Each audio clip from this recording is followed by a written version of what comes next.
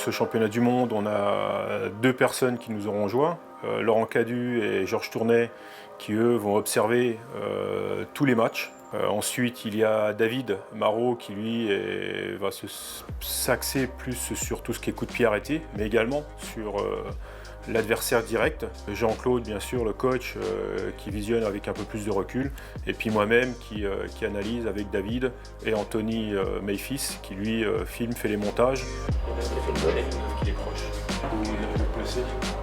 Une fois le match terminé, effectivement le soir même, voire le lendemain matin, on a un visionnage du match que l'on a effectué et on va relever ce qui a bien fonctionné, ce que l'on a aimé et puis ce que l'on pense qu'il faut que l'on améliore. Ensuite, la deuxième étape, c'est le découpage des montages individuels pour chacun des joueurs qui a participé au match. Et ensuite, le lendemain, les joueurs prennent possession de leur montage individuel, analysent ces montages individuels et ensuite passent en entretien avec le coach, David et moi-même. Sur côté coach, aussi, je trouve que c'est un bon joueur sur le match. Sur le match à venir, puisqu'on a récupéré les images du futur adversaire, que l'on a découpé, que l'on a observé avec David, Anthony qui nous a préparé les montages, les retours des observateurs, on va analyser comment joue l'adversaire. Au milieu de terrain, ils ont joué avec le 6 à 3, 6-18, avec ils n'étaient pas figés. Le 6 il pouvait très bien jouer là, puis le 10 comme il a place ici, ça tournait un petit peu. Lui il est capable de faire jouer vite à droite, à gauche, et il est assez délié. Je pense que s'il a quelqu'un de dynamique sur lui, il peut être en difficulté ou moins influent.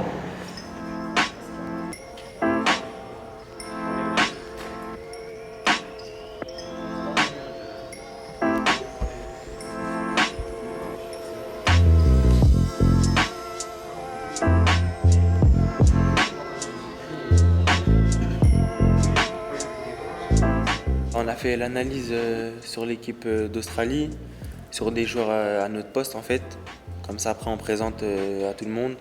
On essaye de les détailler un maximum, de vraiment les décrire pour pouvoir mieux les connaître tout simplement.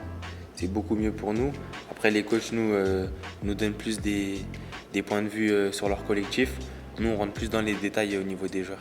À partir de ce moment-là, ça va préfigurer le contenu de l'entraînement ou des 2 entraînements qui vont être en avant-veille et en veille de match.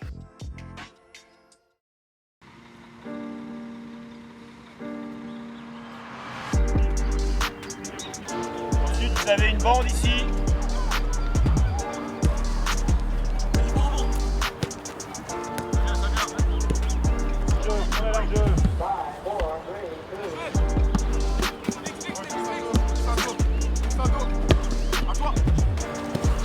La diagonale, c'est celle-là, exactement.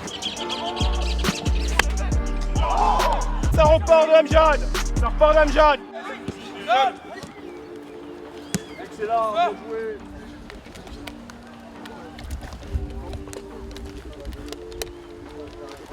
Essayez de surprendre. Nous, on est organisé, qui prend qui fait quoi. Je m'occupe spécifiquement des gardiens de but. Donc, et en plus de ça, donc, des coups de pied arrêtés. Donc, nos coups de pied arrêtés à nous. Et puis après, on analyse l'adversaire. Anthony me prépare tous les coups de pied arrêtés des adversaires. Et puis après, on trie ce qui est répété, ce qui est combiné. Voilà, donc pour ne pas être surpris et plutôt essayer de surprendre l'adversaire. Parce qu'on sait l'importance des coups de pied arrêtés dans une compétition comme la Coupe du Monde. Sur le plan défensif, comment ils sont organisés? Voilà, il y a 4 joueurs ici dans les 5,50 m, il y en a 3 sur la ligne du point de pénalty, ils sont en zone. L'objectif aussi, c'est de réduire l'incertitude vis-à-vis de l'adversaire et de bien connaître l'adversaire, ses forces et ses faiblesses, pour que l'on puisse aborder dans les meilleures conditions le match à venir. On part sur notre schéma habituel et on prend en compte quand même l'adversaire. Vous l'avez désigné, vous l'avez vu, sans faire une fixation sur ce joueur-là, qui même plutôt peut-être mal orienté à l'arrêt, on cherche quand même à lui donner le ballon. Fermez toujours l'accès, soit dans l'axe, soit sur le côté, puisqu'il aime bien s'ouvrir un petit peu un angle. On vous souhaite un bon match de coupe et faites honneur au maillot. Bon match. Allez.